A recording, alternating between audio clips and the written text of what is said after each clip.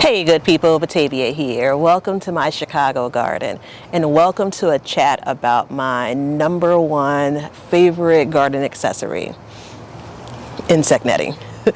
Any type of cover really that's going to help you protect your greens from the dreaded cabbage moth, cabbage butterfly, ultimately the cabbage worm. Anything from tulle fabric years ago, remember the tutus or the veils? That fabric absolutely is effective when it comes to protecting your greens. My only note is it's not as durable as it's not made for outdoors. So I was never able to get it from one season to the next.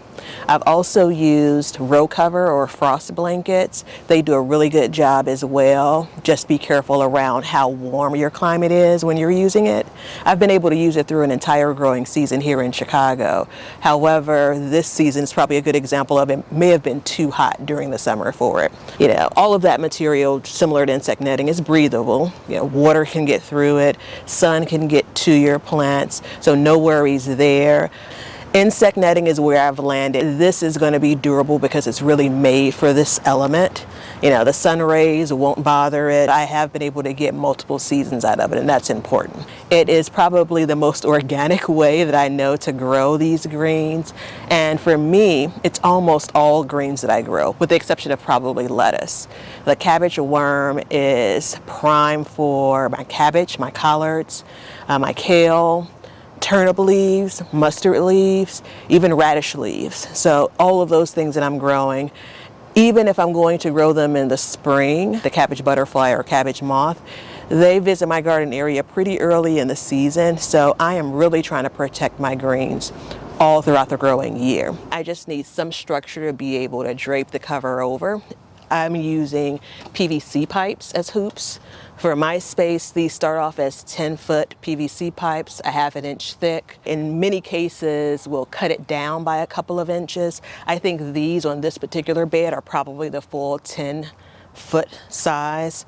I also use spring clamps to connect the cover to the raised bed to the container, and then depending on where the raised bed is, I'm either sinking the PVC pipe into the soil or I'm connecting it to the actual raised bed with a silver bracket that I use that I get from, again, the hardware section. The cover is only as good as you can secure it. I at least have 1 to 2 outbreaks of the cabbage worm damage every growing year, and I know it's because it's been a time where I've left the cover open too long and the cabbage butterfly or cabbage moth has gotten to the plants, or I have not securely fastened the cover back once I've been in and out of the bed. So in those cases, for most years, I'm able to get it back under control by hand picking the worms multiple times after a series of picking the worms and then keeping the beds covered, keeping the containers covered. I'm able to rebound.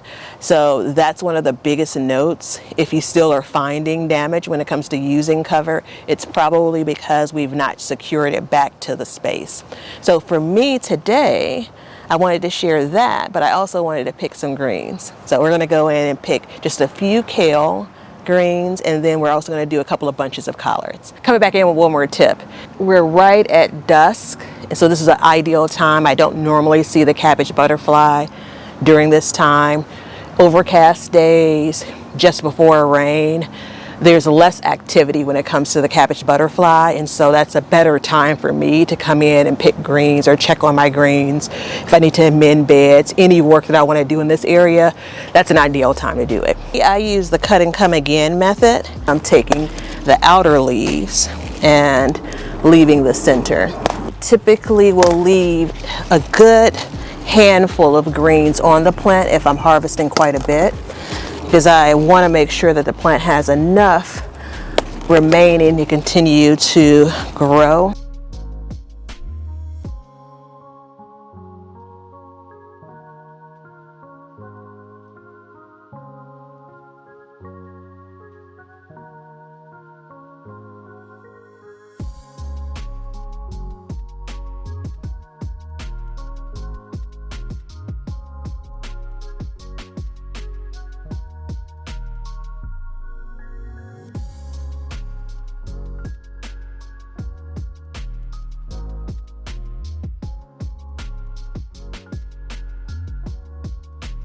Let me know what your favorite green is to grow. We joke about this on the Backyard Gardens podcast.